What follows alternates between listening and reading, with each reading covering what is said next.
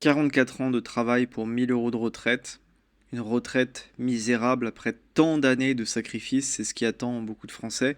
Moi, je l'ai vu de mes propres yeux, j'ai été choqué de voir le niveau de retraite de certains artisans que j'avais auparavant, qui étaient mes clients. Ils avaient des retraites misérables alors qu'ils avaient cotisé pendant des décennies à l'URSSAF, anciennement RSI, ou à la MSA. Des retraites misérables après tant d'années de cotisation, des retraites quasiment similaires au minimum vieillesse qu'on donne à qui? À des gens qui n'ont jamais travaillé de leur vie, et même des étrangers qui peuvent toucher le minimum vieillesse. Et oui, c'est ça la réalité française, qui t'encourage pas à te bouger les fesses, à travailler. Et ça pose vraiment une question de justice sociale. Pourquoi est-ce que des gens qui se sont sacrifiés toute leur vie, qui ont travaillé pendant des décennies, touchent une retraite misérable pendant que d'autres qui n'ont jamais travaillé et qui parfois sont même de nationalité étrangère peuvent toucher le minimum vieillesse, l'ASPA? C'est quand même incroyable, ce scandale en fait, cette injustice totale. Et donc cette personne a une retraite de 1000 euros avec un loyer de 600 euros, aucun droit, aucune aide, ni APL. On va écouter son propos, même si quand tu as une retraite de 1000 euros, je pense que tu dois avoir l'APL, une aide au logement. Tu dois avoir normalement les soins gratuits aussi, donc à vérifier par rapport à tout ce qu'il dit. Parce que je pense qu'avec 1000 balles de retraite, avec le minimum vieillesse, je crois que tu peux avoir l'allocation, une allocation, hein. Écoutons son témoignage.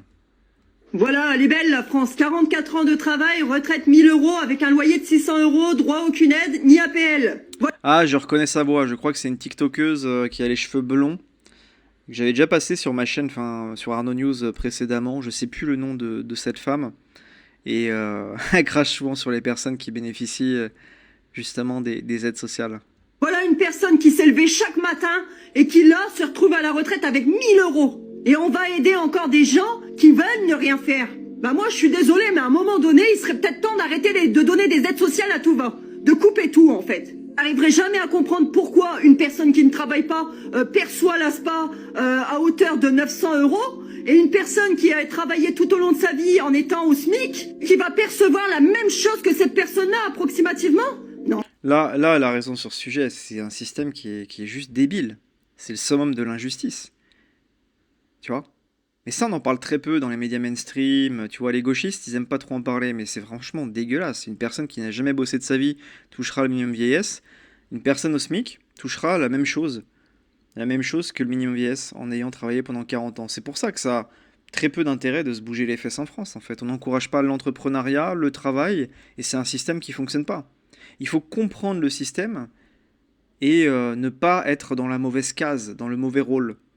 Tu vois? Et les personnes qui viennent te dire, ouais, moi j'ai travaillé 40 ans, j'ai sacrifié tant d'années pour une retraite misérable. Mais ouais, mais il fallait te poser la question avant, en fait. Il fallait te renseigner sur le système français, qui n'encourage pas le travail, l'entrepreneuriat.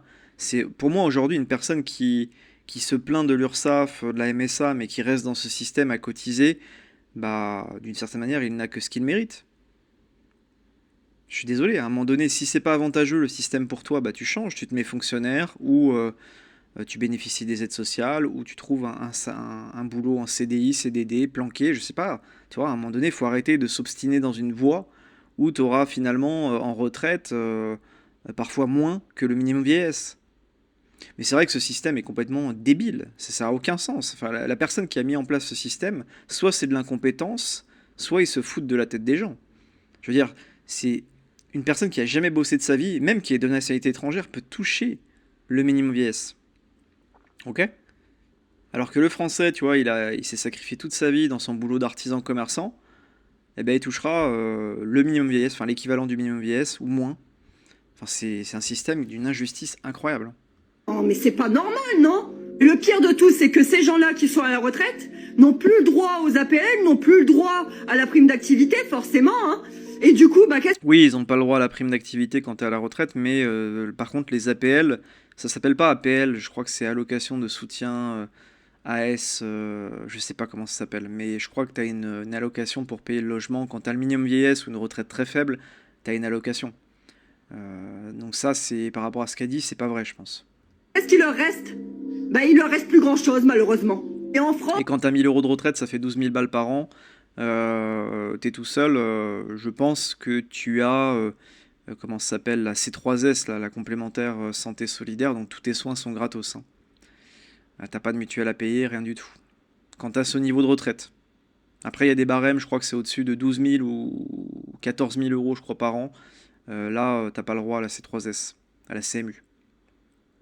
Mais je pense qu'avec ce niveau de revenu, 1000 balles par mois de retraite, pour moi, t'as une allocation de logement, hein.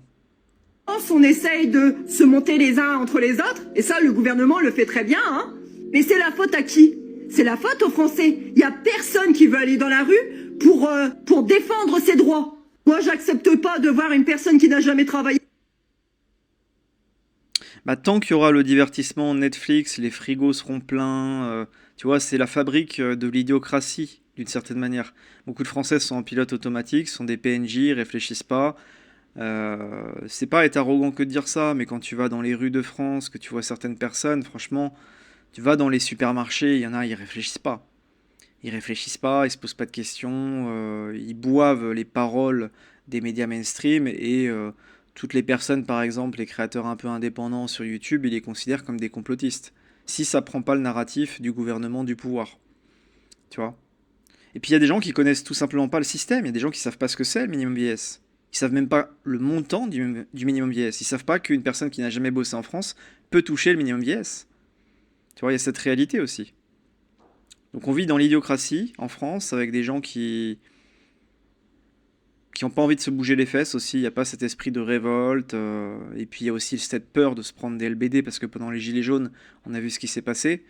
Voilà, quand il s'agit de réprimer des voyous, des délinquants après les victoires du PSG, les flics sont aux abonnés absents. Par contre, quand il y a les agriculteurs qui sortent, là il faut envoyer les blindés, les LBD, il n'y a aucun problème.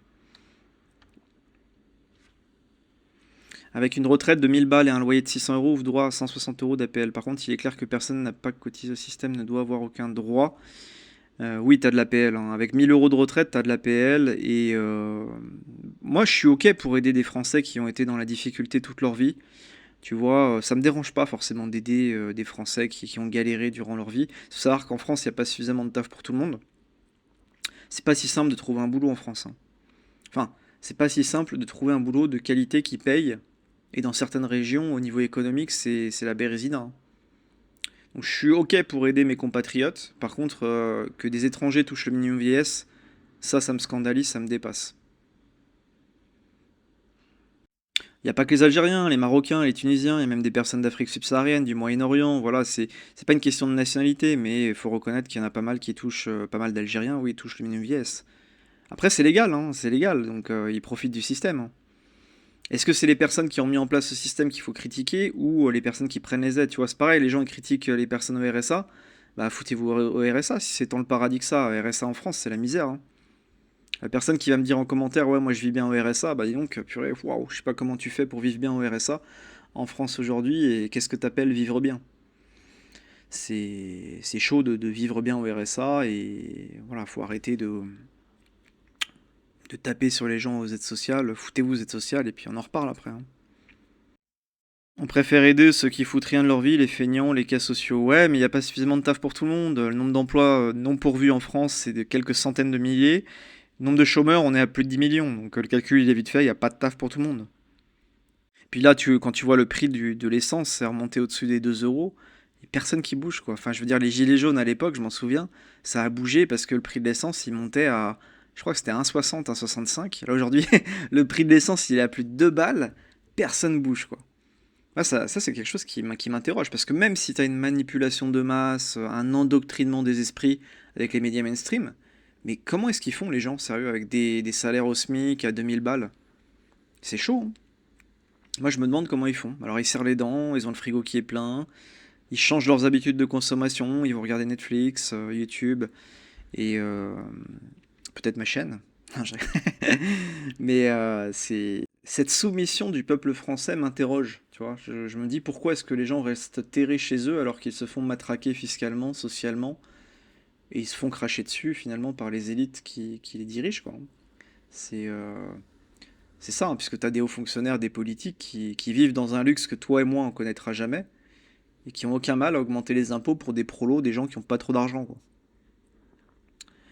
Partagez votre avis, likez cette vidéo pour me soutenir, abonnez-vous. ma newsletter en description, premier commentaire si vous souhaitez recevoir mes mails privés. Et je vous dis à plus tard.